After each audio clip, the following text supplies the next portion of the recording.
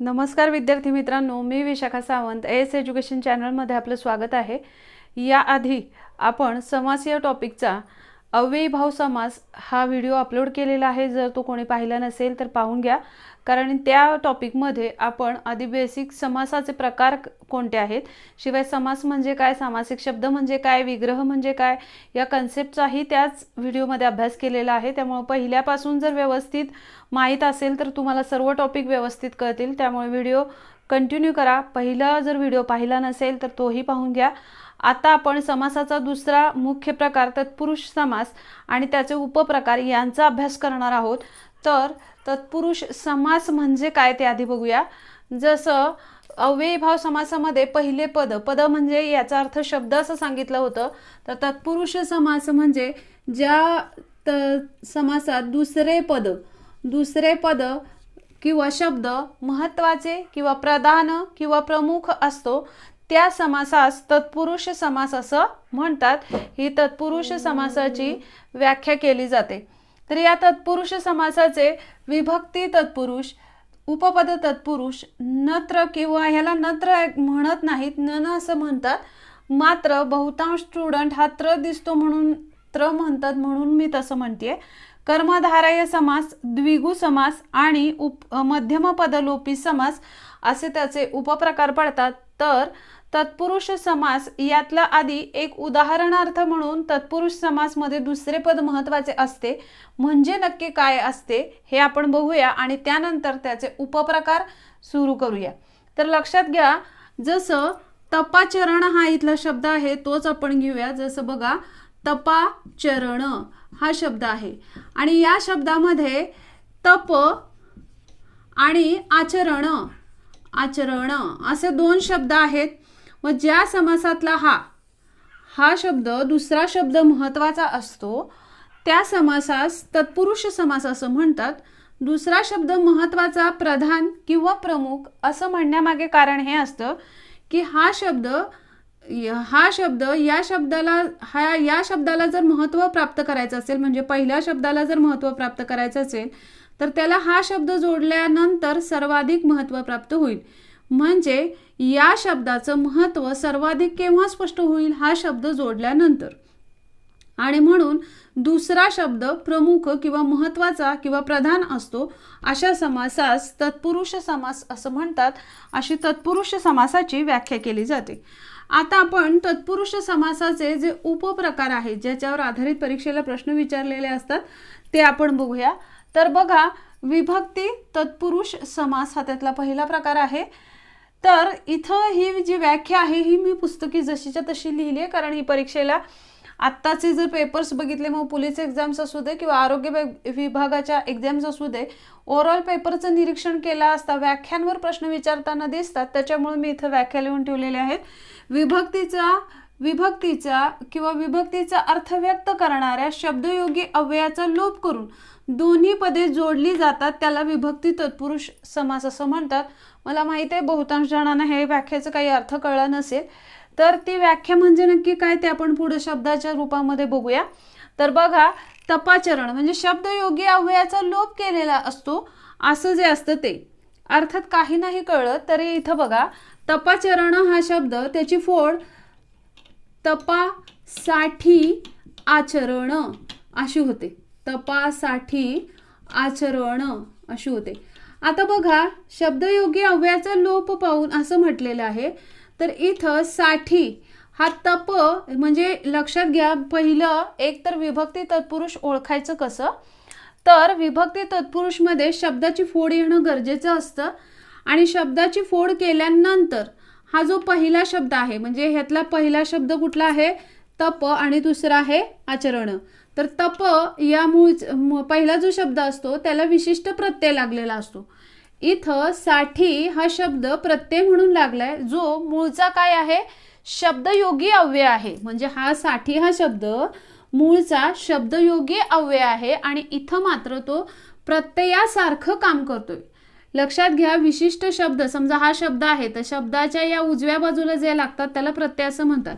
म्हणजे या शब्दामध्ये इथं बदल झालाय, तप या शब्दामध्ये साठी झालं, म्हणजे साठी हे मूळचं शब्दयोगी अव्यय इथं प्रत्ययासारखं वापरलेलं असतं अशा पद्धतीने त्या शब्दयोगी अव्ययाचा लोप पावलाय आणि त्याचा प्रत्ययासारखा वापर केलेला असतो असे जे शब्द असतात ते शब्द तत्पुरुष समासाचे मधल्या विभक्ती तत्पुरुषचे असतात।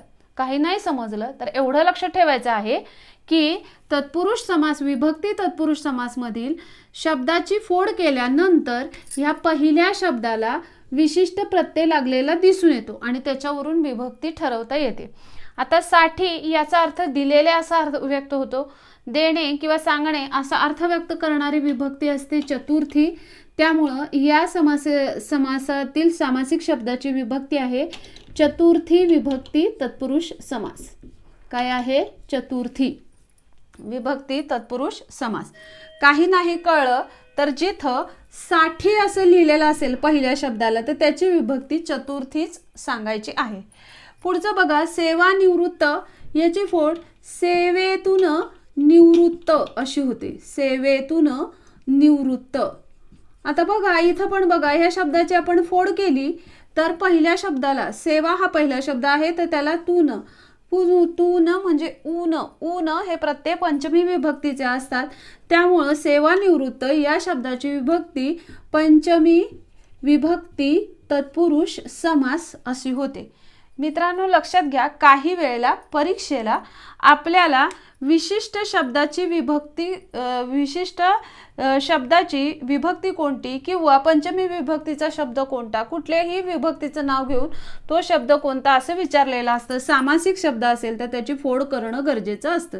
जसं बघा राजपुत्र, राजाचा पुत्र अशी त्याची फोड होते, राजाचा पुत्र।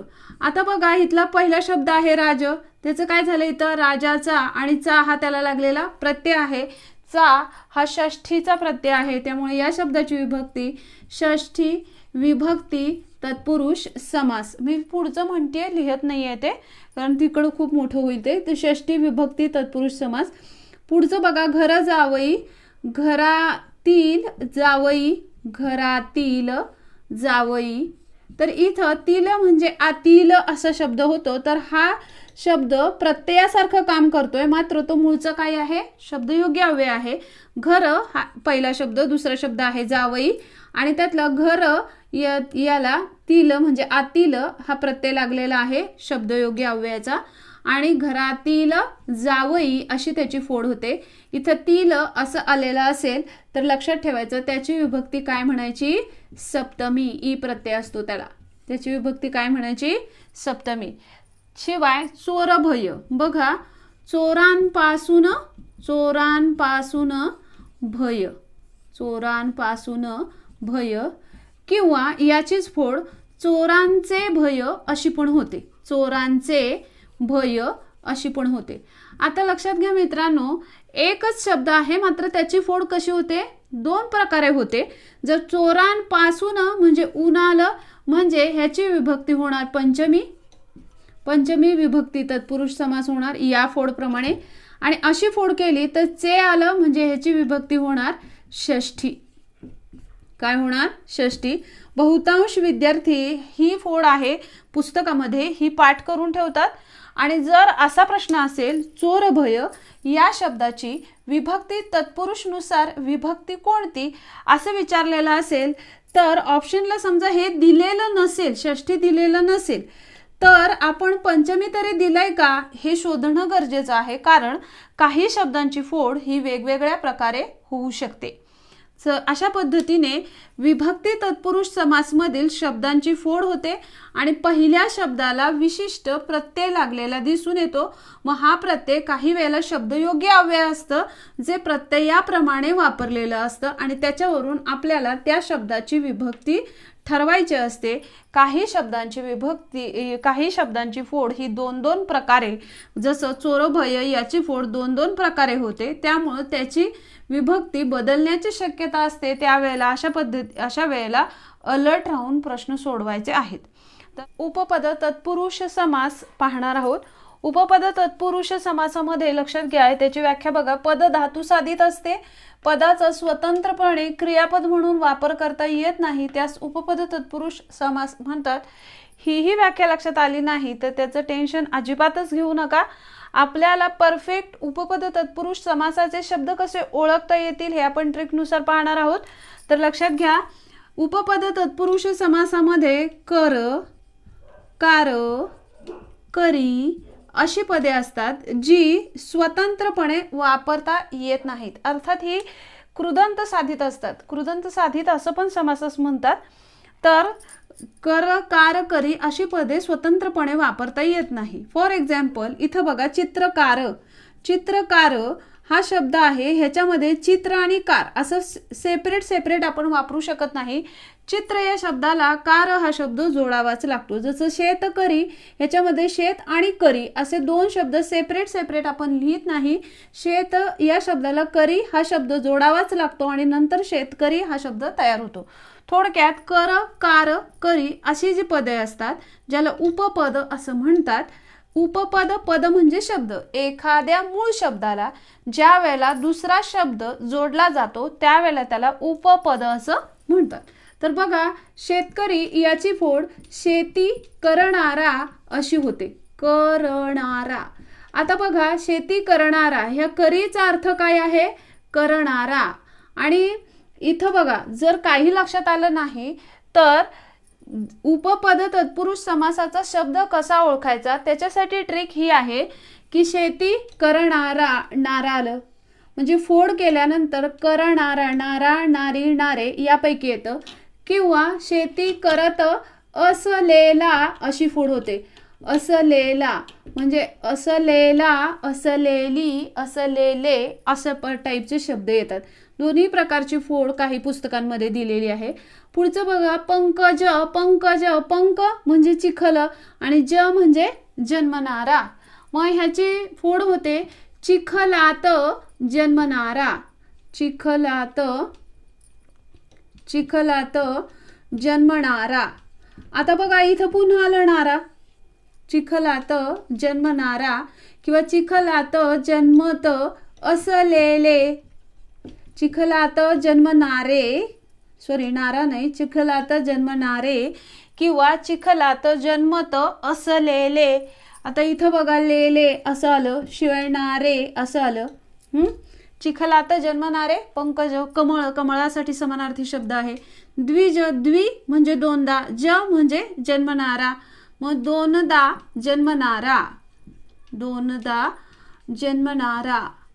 आता इथं बघा, नारा आलं आणि शिवाय ह्याची वेगळ्या प्रकारे फोड करायची झाली तर दोनदा जन्मत असलेला अशी पण होऊ शकते. असलेला. मग इथं असलेला आलं. तसंच बघा, चित्रकार.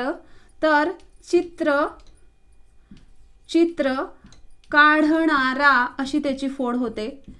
चित्र काढणारा किंवा चित्र काढत असलेला अशी पण होते. मग इथं असलेला असं आलं आणि इथं नारा असं आलं. शिवाय खग. ख म्हणजे आकाश, ग म्हणजे गमन करणे. खग हे पक्षासाठी समानार्थी शब्द वापरतात. तर आकाशात, आकाशात गमन करणारा.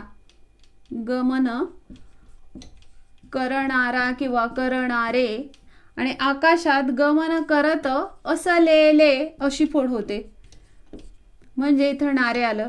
तर आपल्याला जर समजा व्याख्या समजली नाही किंवा बाकीचं काहीच माहिती नाही उपपद तत्पुरुष समासातील, तर उपपद तत्पुरुष समास कसं ओळखायचं? तर त्या शब्दाची फोड केल्यानंतर नारा, नारी, नारे असे शब्द येतातच. शिवाय असलेला, असलेले अशा टाईपचे शब्द येतात. म्हणजे एक तर नारा, नारी, नारी येईल किंवा असलेला, असलेले असे शब्द येतात.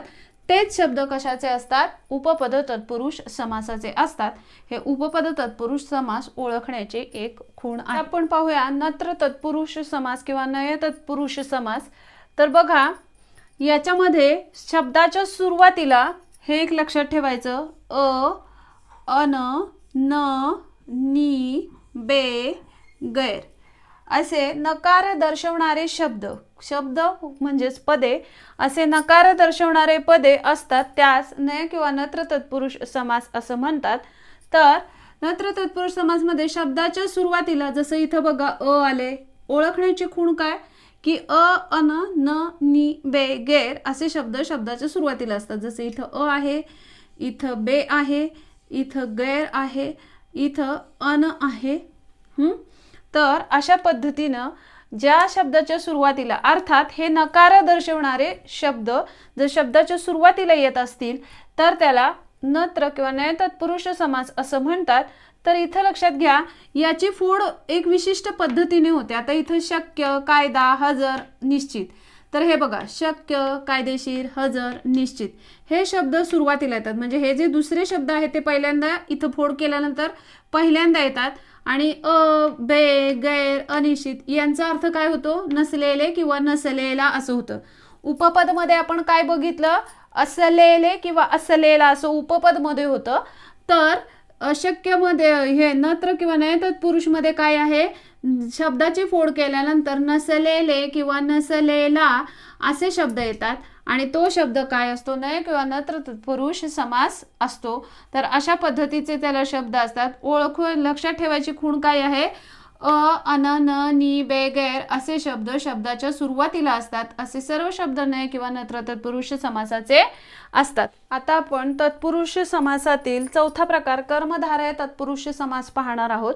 तर कर्मधारय तत्पुरुष समासाची व्याख्या काय केलेली आहे की एक पद विशेषण व एक पद नाम असते अशा समासास कर्मधारय समास असं म्हणतात. शिवाय या कर्मधारय समासातील जी दोन्ही पदं असतात ती एकाच विभक्तीची असतात, समान विभक्तीची असतात. त्यामुळे त्याला समानाधिकरण पण काही वेळेला म्हणतात का तर समान पद असतात.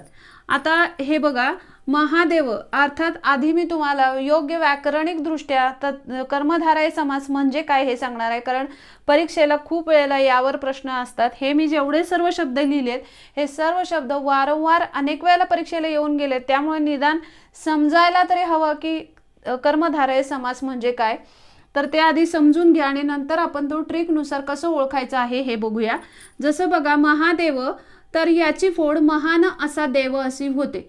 तर देव आणि महान ह्यातला देव हा शब्द नाम आहे आणि या नामाविषयी विशेष देव कसा आहे तर महान म्हणजे हे काय आहे विशेषण आहे. तसंच कमल नयन कमलासारखे नयन कमल आणि इथं नयन. तर इथं बघा नयन हा शब्द नाम आहे आणि नयनांचं म्हणजे डोळ्यांचं वर्णन करणारा शब्द कमल हा काय आहे विशेषण आहे. पीतांबर तर ह्याच्यात पीत म्हणजे पिवळे आणि अंबर म्हणजे वस्त्र. तर इथं वस्त्र कसे आहे म्हणजे हे नाम आहे आणि हे काय आहे विशेषण आहे. विद्याधन तर विद्या हे विद्या आणि धन तर विद्या धन कसे आहे विद्येचे आहे. तर इथं हे नाम आहे आणि हे विशेषण आहे. असं ज्या समासामध्ये एक पद नाम असते आणि एक पद विशेषण असते अशा समासास कर्मधारय समास असं म्हणतात. लक्षात घ्या कर्मधारय समासाची उदाहरणं अनेक वेळेला परीक्षेला विचारतात. मात्र खूप अगदी टफ याच्यावर प्रश्न विचारत नाहीत. तर खालीलपैकी कर्मधारय समासाचे उदाहरण कोणते कर्मधारय समास उदाहरण व्यक्त करणारे शब्द कोणते अशा पद्धतीचे प्रश्न परीक्षेला असतात. तर आपण परफेक्ट कसं ओळखायचं यासाठी तुम्हाला त्या शब्दाची फोड आली पाहिजे. तर लक्षात घ्या ट्रिक्सनुसार काय लक्षात ठेवायचं कर्मधारय समासातील शब्दाची फोड केल्यानंतर असा असे हेच सारखा सारखी असे शब्द फोड केल्यानंतर दोन शब्दांच्या मध्ये येतात. जसं महादेव मधलं महान इथे देव इथे मध्ये काय आलंय असा. इथं बघा कमल नयन कमल इथे नयन इथे मध्ये काय आलंय सारखे. पीतांबर इथं बघा पीत इथं अंबर मध्ये काय आलंय असे. विद्याधन विद्या इथे धन आणि मध्ये काय आलंय हेच. जर शब्दाची फोड केल्यानंतर असा सारखे असे हेच अशा टाईपचे शब्द येत असतील तर ते शब्द 100% कर्मधारय समासाचेच असतात. अशा पद्धतीनं आपण कर्मधारय समास ओळखू शकतो. तुम्हाला फोड जमली पाहिजे. लक्षात घ्या प्रत्येक समासातील प्रत्येक उपप्रकाराची फोड वेगवेगळी आहे. त्याच्यावरून तुम्ही तो शब्द कोणत्या समास प्रकारातील आहे हे ओळखू शकता. तर असा असे हेच सारखा सारखे असे शब्द जर फोड केल्यानंतर मध्ये येत असतील तर तो समास तो शब्द कर्मधारय समासाचा आहे। आता आपण द्विगु समास पाहणार आहोत। तत्पुरुष समासातील सर्वाधिक सोपा प्रकार आहे द्विगु समास। तर इथे द्विगु समासाची व्याख्या आधी वाचूया। एक पद संख्या विशेषण व एक पद नाम असते त्यास द्विगु समास असं म्हणतात। तर इथं हे जे आहेत 1 2 3 हे मी त्याचे इनडायरेक्टली गुणधर्मच लिहिलेले आहेत। तर आपण उदाहरण अभ्यासात ते गुणधर्म अभ्यासूया। जसं बघा पंचवटी, तर इथं पंच याचा अर्थ काय 5, वटी म्हणजे वडांचा आणि काय आहे समूह। यालाच पुस्तकामध्ये फोड करत असताना समुदाय अशी केलेली आहे। तर इथं बघा नव म्हणजे 9, रात्र म्हणजे रात्रींचा समूह। पुढचं बघा सप्त म्हणजे 7 आणि सप्ताह म्हणजे दिवसांचा आणि इथं काय आहे समूह। समूहाच्या ऐवजी समुदाय असा शब्द वापरलेला आहे। तर ह्यातला एक पद नाम आणि एक पद संख्या विशेषण म्हणजे वड हा काय आहे नाम आहे आणि 5 ही संख्या आहे, मात्र वडांचा विषयी विशेष माहिती सांगणारा शब्द आहे, त्यामुळे त्याचा समावेश संख्या विशेषणामध्ये होतो।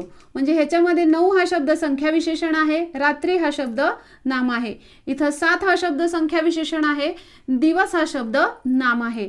अशा पद्धतीने एक पद नाम असते आणि एक पद संख्या विशेषण असते, अशा समासास द्विगु समास म्हणतात। द्विगु समासाचे 3 गुणधर्म लक्षातच ठेवायचे आहेत, ते म्हणजे एक पद संख्या विशेषण असते आणि एक पद नाम, पद म्हणजे शब्द। दुसरं म्हणजे द्विगु समासावरून समूहाचा बोध होतो, म्हणजे 5 वड त्यांचा समूह, 9 रात्री त्यांचा समूह, 7 दिवस त्यांचा समूह म्हणून समूह किंवा समुदाय लिहिलेलं असतं। तर समूहाचा बोध होणारा समास कोणता, तर द्विगु समास।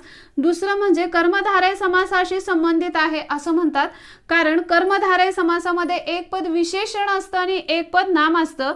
इथं मात्र द्विगु समासामध्ये एक पद विशेषण आहे, मात्र संख्या विशेषण आहे आणि एक पद नाम असतं। अशा समासास द्विगु समास असं म्हणतात।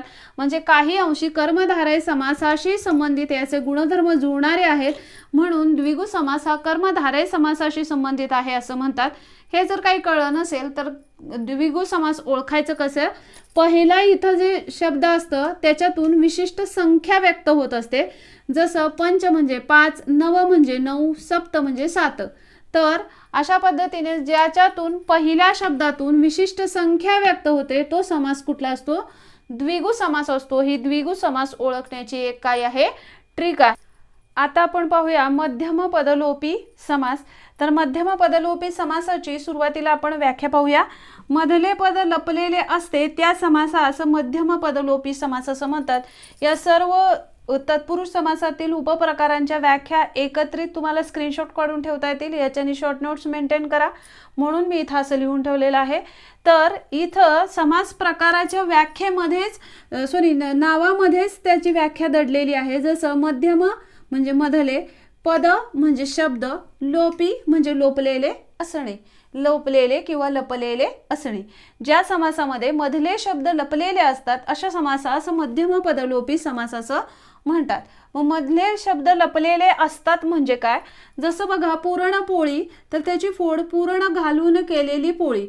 तर इकडं पोळी आहे, इकडं पुरण आहे आणि हे जे मधलं शब्दांचं पोर्शन आहे घालून केलेले, तो आपल्याला या शब्दाची फोड केल्यानंतर दिसून येतो, आधी शब्दामध्ये दिसत नाही। तर शब्दाची फोड केल्यानंतर लपलेले शब्द दिसून येतात, अशा समासास मध्यम पदलोपी समास असं म्हणतात।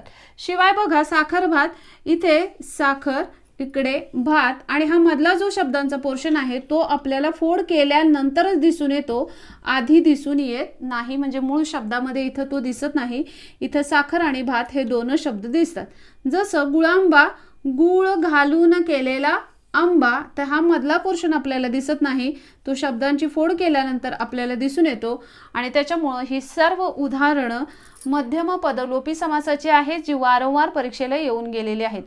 आता बघा चालक ड्रायव्हर परीक्षा 2019 या पेपरला कोणत्या समासामध्ये, म्हणजे ह्याच्या व्याख्येवर वेगळ्या पद्धतीने काय प्रश्न विचारलेला आला आहे की कोणत्या समास प्रकारामध्ये दोन्हीही पदे प्रथमा विभक्तीची असतात असं विचारलेलं आहे.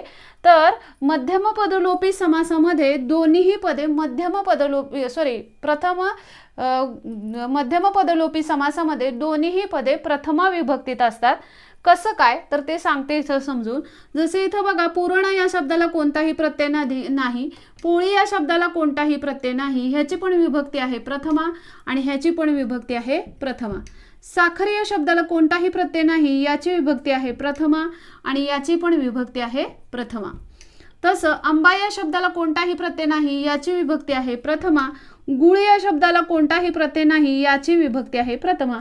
त्याच्यामुळं मध्यमपदलोपी समासामध्ये हे जे दोन शब्द जोडलेले असतात त्या दोन्ही शब्दांची विभक्ती प्रथमाच असते.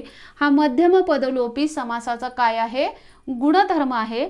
आणि मध्यमपदलोपी समासाचं उदाहरण कसं ओळखायचं तर याची फोड केल्यानंतर हे मधले शब्द दिसून येतात, आधी आपल्याला दिसून येत नाहीत. शिवाय दोन्हीही शब्द कशात असतात, प्रथमा विभक्तीत असतात. आत्ताच 2019 चालक या परीक्षेला हा प्रश्न येऊन गेलेला आहे, त्यामुळे तो लक्षात ठेवणं गरजेचं आहे. तर त्याचा आन्सर 100% मध्यमपदलोपी समास असा असणार आहे. तर इथं ही मध्यमपदलोपी समासाची अशा पद्धतीची आणखी तुम्ही उदाहरणं सोडवली की लक्षात येईल. पुढे आपण या तत्पुरुष समासावर आतापर्यंत परीक्षेला कशा पद्धतीची उदाहरणं येऊन गेलेत त्यातली 4-5 उदाहरणं आपण उदाहरणादाखल बघणार आहोत. तर व्हिडिओ शेवटपर्यंत नक्की पहा. आता आपण तत्पुरुष समासातील उपप्रकारांवर जी उदाहरणं येऊन गेलेत परीक्षेला त्यांचा अभ्यास करूया.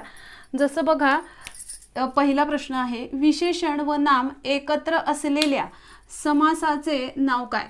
तर नुसतं विशेषण आणि नाम जर असं असेल, संख्या विशेषण आणि नाम तर द्विगु समास येईल. मात्र विशेषण आणि नाम असेल तर काय येणार, कर्मधारय समास. आणि हा प्रश्न मुंबई शहर पोलीस 2017 ला परीक्षेला येऊन गेलेला आहे. तर त्याचं उत्तर असणार आहे कर्मधारय समास. पुढचं बघा, दुसरा प्रश्न, पाणसाप समासाचे नाव ओळखा. तर हा प्रश्न DED-TET 2013 ला येऊन गेलेला आहे.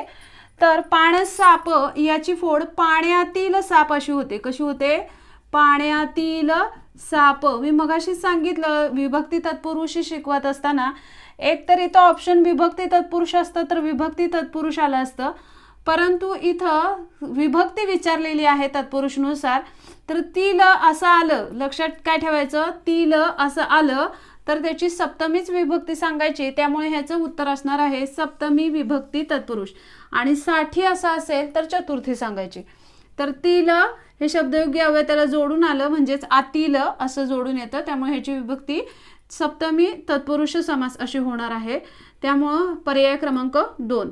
पुढचा तिसरा प्रश्न आहे, महान डॅश राष्ट्र बरोबर महाराष्ट्र समास ओळखा. PSI 2013 हा प्रश्न येऊन गेलेला आहे. तर ह्याची फोड महान असे राष्ट्र अशी होते. महान असे राष्ट्र. मी मगाशीच कर्मधारय समास शिकवत असताना तुम्हाला सांगितलेलं होतं की असा, असे, हेच, सारखा, सारखी असे शब्द जर दोन शब्दांची फोड केल्यानंतर मध्ये येत असतील तर तो समास असतो कर्मधारय. आणि त्यामुळे ह्याचा आन्सर पर्याय नंबर 4 कर्मधारय समास असणार आहे. पुढचं बघा, पंकज या शब्दाचा योग्य अर्थ सांगा. आता इथं हा पंकज हा सामासिक शब्द आहे हे मुळात माहिती असलं पाहिजे.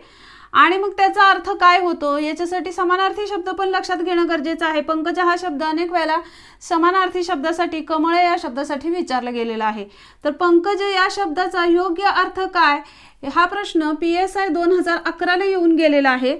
तर पंकज याचा अर्थ चिखलात जन्मलेले. कमळासाठी समानार्थी शब्द वापरतात, त्यामुळे पर्याय नंबर 3 चिखलात जन्मलेले हे त्याचा आन्सर असणार आहे. पुढचा प्रश्न बघा, 5वा, अनाचार, अन्याय, नाउमेद, अहिंसा समास प्रकार ओळखा. SRPF 7 दौंड पोलीस भरती 2017 ला हा प्रश्न विचारला गेला आहे. तर बघा, या शब्दाच्या सुरुवातीला इथं अ आहे, इथं पण अ आहे, इथं ना आहे, इथं अ आहे. ज्या शब्दाच्या सुरुवातीला अन, न, नी, ना, बे, गैर असे शब्द असतात त्यालाच उपसर्ग असं व्याकरणिक भाषेमध्ये म्हणतात. असे शब्द असतात ते सर्व शब्द नय किंवा नत्र तत्पुरुष समासाचे असतात. त्यामुळे हेच पर्याय नंबर 3 हे त्याचं उत्तर असणार आहे. अशा पद्धतीने विद्यार्थी मित्रांनो आपण तत्पुरुष समास आणि त्याचे उपप्रकार यांचा सविस्तर शिवाय ट्रिकनुसार अभ्यास केलेला आहे. त्यामुळे व्हिडिओ स्किप न करता नक्की पहा आणि आपल्या सर्व मित्रांना परीक्षेमध्ये या टॉपिकचा उपयोग व्हावा यासाठी व्हिडिओ जास्तीत जास्त शेअर करा. ज्यांनी चॅनलला सबस्क्राईब केलेलं नसेल त्यांनी चॅनलला सबस्क्राईब करा. धन्यवाद.